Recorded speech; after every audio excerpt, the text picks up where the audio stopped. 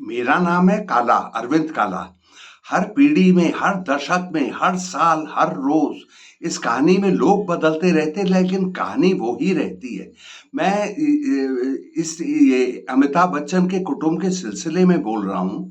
ऐसा है, ये पुरानी बात हो गई कि ऐश्वर्या राय और अभिषेक बच्चन अलग-अलग हो रहे हैं। लेकिन अब ये इस किस्म की कहानियाँ आ रही हैं कि भई ये जब निकल कर एक वो अलग-अलग रहेंगे ये, लेकिन अलग-अलग मकानों में, मतलब दोनों वो उस घर में रहेंगे ही नहीं, आपस में भी साथ में नहीं रहेंगे, वो अलग-अलग हो जाएँगे। चलिए ये तो रोज़ की बात है, जब जब लोगों के पास पैसे होते हैं तो इस तरह से एक-दूसरे से वो नफ़रत सी हो जाती है, मियाँ-बीवी को बोर हो जाते हैं एक-दूसरे से।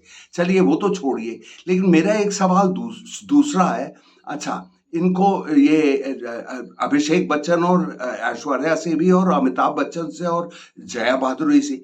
मैं अभिषेक बच्चन साहब, मैं मेरा सवाल है कि जब आप 17 साल अपने बाप के यहाँ रहे, जब आपकी शादी हुई, आप अपने बाप के घर गए क्यों? और ऐश्वर्या राय, आप क्यों गई ससुराल? आपको जरूरत क्या थी? कहीं और आप रह सकते थे। और अमिताभ बच्चन और जया भादुरी से वही। अरे यार, आपके पास बेशुमार दौलत है, क्या आपने क्यों उनको बुलाया या क्यों उनको रखा? अगर आप में अकल होती तो आप उसको कहते नहीं, अभिषेक बेटा और ऐश्वर्या बेटी कहीं और रहो, वो अच्छा रहता है, उससे करीबियां होती हैं। लेकिन नहीं। और ये अमिताभ बच्चन सबसे दुनिया का सबसे हिंदुस्तान में सबसे सयाना आदमी माना जाता है, इतना समझदार, जो ना दारू पीता ना ये करता, और 24 घंटे काम करता है। वो उसकी दौलत कितनी है? अरे हर हफ्ते 5 करोड़ बनाता है, एक महीने में 20 करोड़, 2 महीने में 40 करोड़। और किसी भी इश्तेहार में आता है, और उसके इश्तेहार में आता है 6 करोड़ वो है मनी मशीन। रोज उसके पैसे हैं। अब हो सकता है कि 7 8 5 6 हज़ार करोड़ हो उनके पास। तो इन लोगों को क्या जरूरत थी? और उसकी फ्लैट ही फ्लैट है, बंबई में फ्लैट ही फ्लैट है। ये अभिषेक और ये जो जाके कहीं भी रह सकते थे, क्योंकि आप अमिताभ बच्चन के साथ आप उस किस्म की बरगद के पेड़ के नीचे आप पनपेंगे कैसे? सारा दुनिया उस पे फिदा है, कोई अभिषेक बच्चन को पूछता नहीं, ऐश्वर्या को भी इसलिए नहीं पूछता, तो बूढ़ी हो गई वो, जो पुरानी जो उसका हुस्न था वो गायब हो गया, और ये जाहिर है। तो यार आप ये रहे क्यों? आप तो समझते नहीं। आप सोचते ट्रम्प का लड़का या लड़की उसके साथ रहते हैं, या बिल गेट्स का, या वॉरेन बफेट का, या रिचर्ड ब्रांसन का, दुनिया के सबसे बड़े लोग। ये तो हिंदुस्तान में बीमारी है जॉइंट फैमिली की, कि बेटा बेटी बेटे सब साथ रहना चाहते हैं। और अमिताभ बच्चन अकेला नहीं है इसमें। अरे इंदिरा गांधी ने यही मूर्खता की 50 साल पहले। वो संजय गांधी की शादी हुई मेनका गांधी से, दोनों इंदिरा गांधी के साथ रहने लगे, और मेनका और सास बहू में झगड़ा होता होगा, जैसे जैसे होता ही है।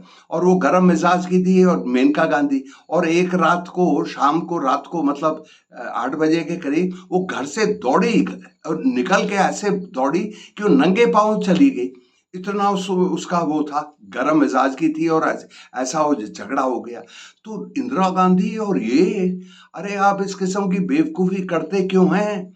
अरे जनाब, मैं अपनी तारीफ नहीं कर रहा, लेकिन मेरी एक इकलौती बेटी है, मेरी और मेरी बीवी की।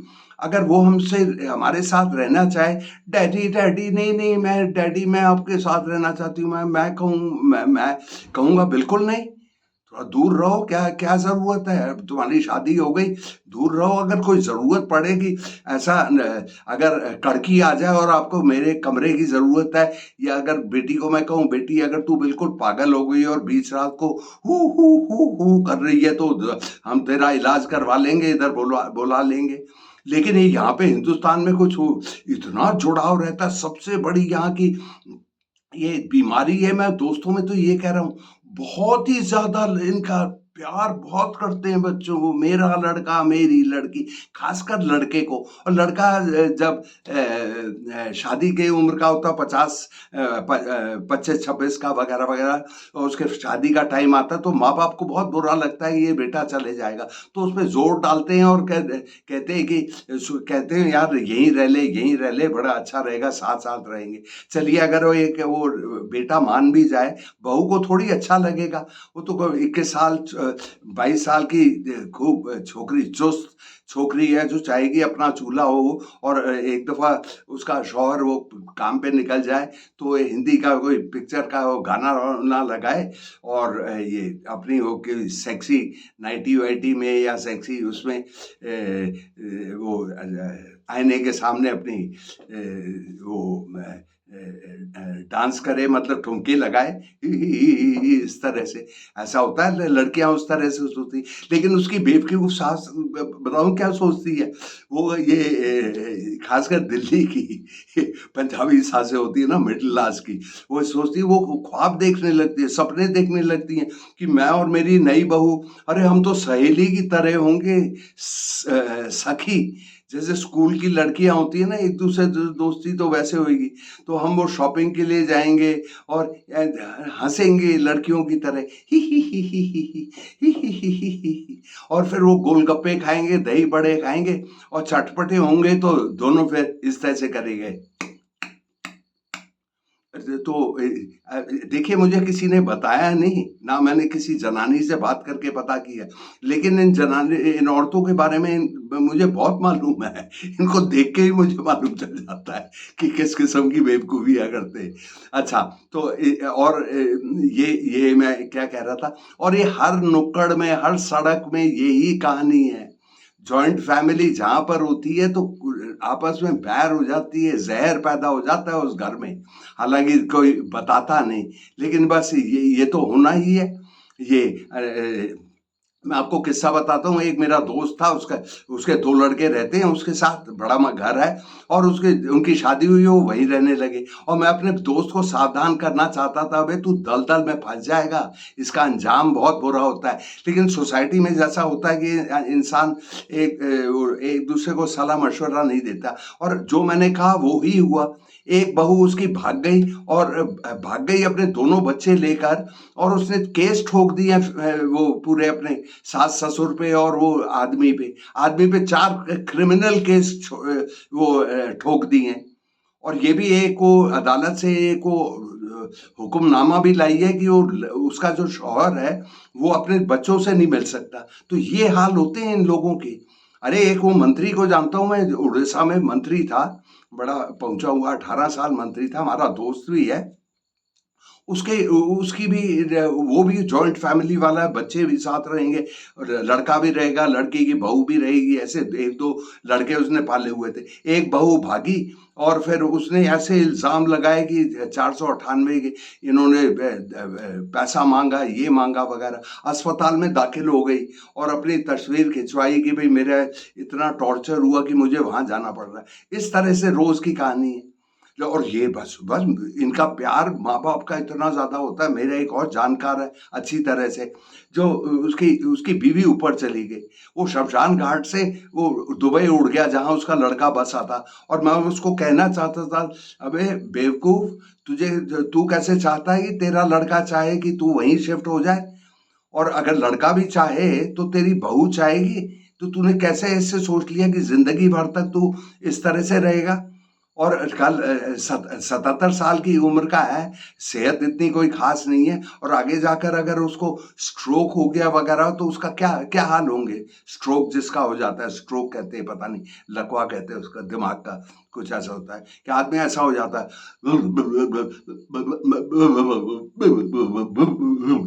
फिर वो तेरा लड़का वो आधे मुर्दे का ख्याल करेगा। अरे तो अकल लगानी चाहिए लोगों को। ये ना सोचो कि सब लोग किसी पे भी तुम वो हो सकते हो। लेकिन मिडिल क्लास का आदमी ये है कि लड़का चला गया मद्रास, लड़की चली गई बम्बई, तो सीधे वो जो मियाँ बीवी उनके घर चले जाते, 20 दिन रहते, 25 दिन रहते। अरे यार को तुम, आपका दामाद थोड़ी चाहेगा, आपकी बहू थोड़ी चाहेगी। मुझे याद है कि अमेरिकन ने, जिसको मैं जानता था, वो कहता था, यार घर में जो मेहमान होता है, जो रहता है, वो मछली की तरह है, मछली में बदबू आने लगती है 3 दिन में। तो ये जो तुम्हारा आपका मेहमान होता है, 3 दिन के बाद वो भी आपके वो अखरने लगता है। तो क्यों आप उस चीज में डालो? बहुत ज़्यादा इन लोगों हिंदुस्तानी माँ-बाप को अपने बच्चों से प्यार, फिर नवासी-नवासे, फिर पोते-पोते, इनका इनकी इनकी उनका इनका इनकी दुनिया का ज़िंदगी का दायरा कभी बढ़ता ही नहीं है। एक-दूसरे से बिल्कुल बोर हो जाते हैं और सब चिढ़े रहते हैं। अरे जिस इलाके में मैं रहता हूँ, मैं दिल्ली का बाशिंदा हूँ, ग्रेटर कैलाश 2, तो वहाँ पे एक बहुत बड़ा पार्क है, बहुत लाजवाब पार्क है। तो वहाँ सुबह अगर आप जाएँ, तो आप ये बूढ़ों को देखेंगे और बूढ़ी को देखेंगे, इतने सड़े हुए लगते हैं ऐसे करके। इनको देखने में बहुत मज़ा आता है इनके दुःख को, क्योंकि दुःख बिल्कुल टपक रहा होता है। लेकिन मैं आपको एक वो सलाह देता हूँ, जब आप जाएँ और इनको इनको आपको हँसी आएगी, मुझे तो आती है जब मैं इन दुखी इंसानों को देखता हूँ, तो मैं तो खूब हँसता हूँ। लेकिन मैं आप ऐसा करिएगा, काले चश्मे पहन लीजिएगा, क्योंकि जब आप इनका दुखी चेहरा देखेंगे और आप हँसेंगे, इनको नहीं मालूम चलेगा कि आप इन पे हँस रहे हैं, ठीक है? तो चलिए, मैं कितनी बात कह दी मैंने, चलिए देखिए गज़ब की बात कर रहा हूँ, सबको सबको रवाना करिए और सबको मेरी सबसे मेरी तारीफ़ करिए, और मेरी रुखसती का टाइम हो गया, तो खुदा हाफ़िज़।